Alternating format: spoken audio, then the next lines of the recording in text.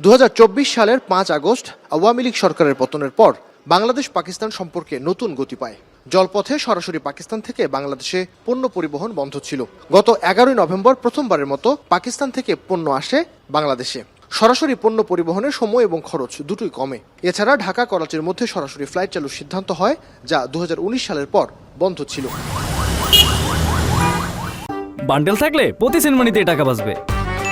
বিকাশ send money bundle কিনে জিতুন প্রতি লেনদেনে। এবার দুই দেশের পররাষ্ট্র সচিব পর্যায়ের বৈঠক হচ্ছে। 15 বছর পর পাকিস্তানের কোনো পররাষ্ট্র সচিবের বাংলাদেশ সফর। 2010 সালে ইসলামাবাদে যে দরজা বন্ধ হয়েছিল, 2025-এ তা খুলল ঢাকায়।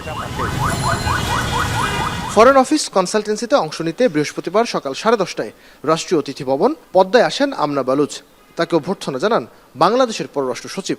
এরপরই শুরু হয় বৈঠক। প্রথমে প্রতিনিধি দল ও পরে দুই সচিবের একান্ত বৈঠক। বৈঠকে স্থান পেয়েছে ঢাকা ইসলামাবাদ অমীমাংসিত ইস্যু, দ্বিপাক্ষিক সম্পর্ক, বাণিজ্য সম্প্রসারণ, যোগাযোগ ও আঞ্চলিক সহযোগিতা সংস্থার মতো বিষয়গুলো।